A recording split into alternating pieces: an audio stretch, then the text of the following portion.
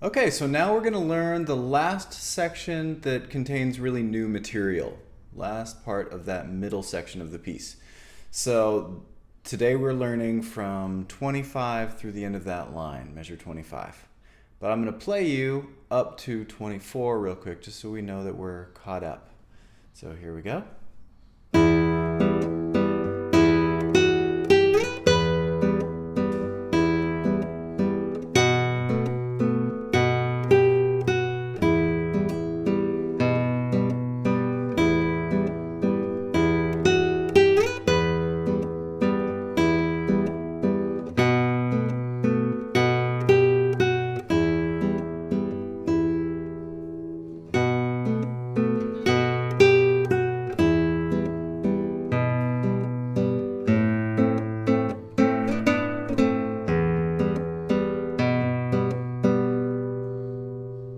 Okay, and then we're on to new stuff.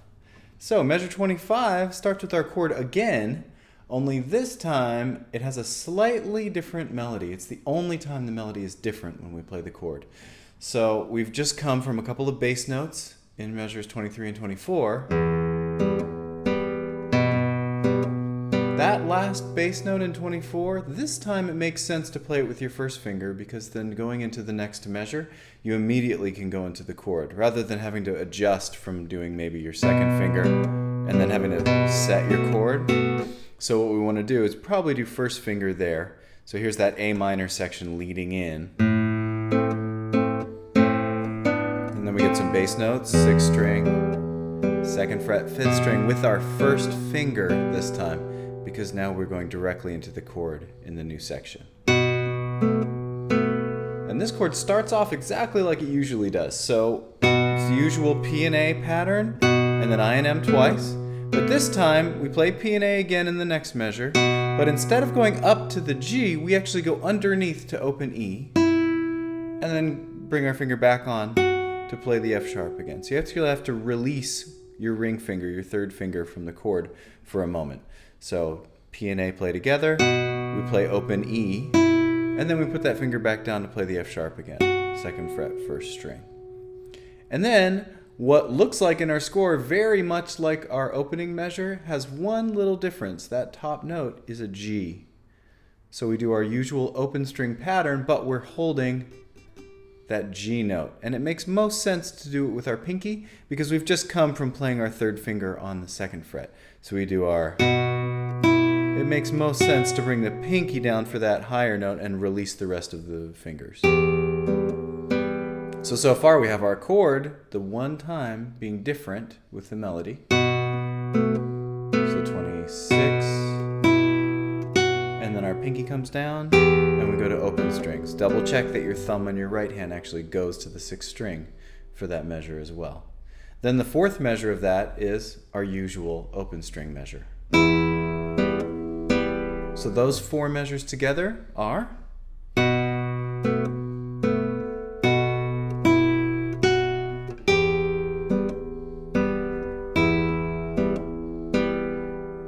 So now is probably a good time to pause, practice that, and then we'll learn our last 4 measures that contain new material.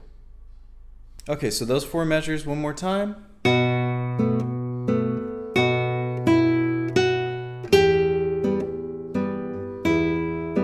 Okay, and now you'll notice that the bass note looks different because it's actually a C this time. It's a new bass note, and that is 3rd fret, 5th string. So your ring finger's going to go there, and this is actually a piece of a C chord. So if you know a C chord already, you can just do a C chord, and the only finger you won't be using in that chord is your middle. So if you want, make a C chord and just release, or don't press too much, or don't use too much energy for that middle finger because you won't need it anyway. So you're going to need that C, 3rd fret, 5th string. We're also going to need up top in our arpeggio chord, we're actually going to need the C on the 1st fret of the 2nd string with our first finger.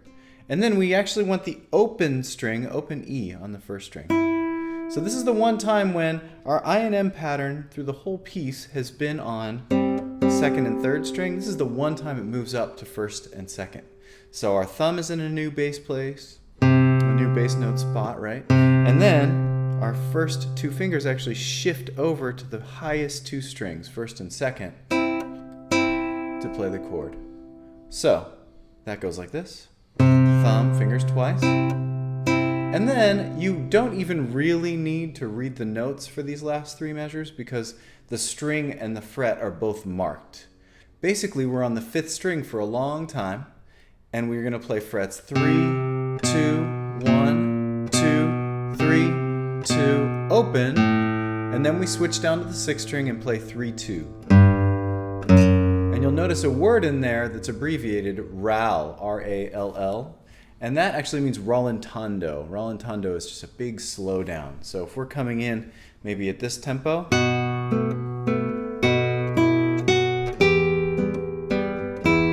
here's our C shape, and then we start slowing down, and then we're back to exactly the first line's material. And you'll notice that in that line it says a tempo. That just means return to the regular speed that you were playing. So I'm going to play 25 through to the end of that line. Here we go. Chord with a new melody. Pinky comes down. Then I go to my regular open strings. Then I've got my C shape. Fingers on my right hand, I have to double check to make sure they went up to the first and second strings. And then I have some bass notes. 3, 2, 1, 2, 3, 2, open, and then I move to the sixth string and play 3, 2. And I'm slowing down during all of that, and then I'm returning to material I know. Identical to the first line. And so forth. So I'm going to play measure 25 to the end again. Here I go. 1, 2, 3.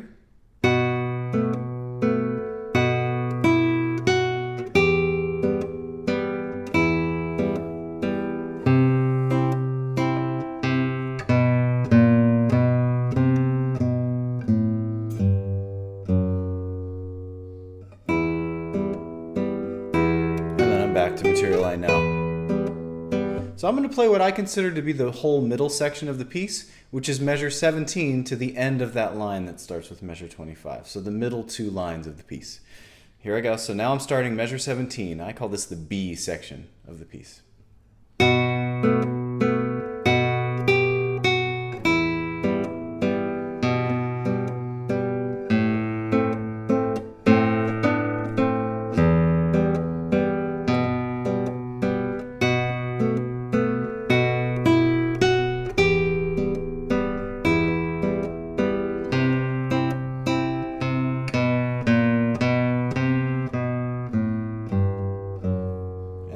Tempo.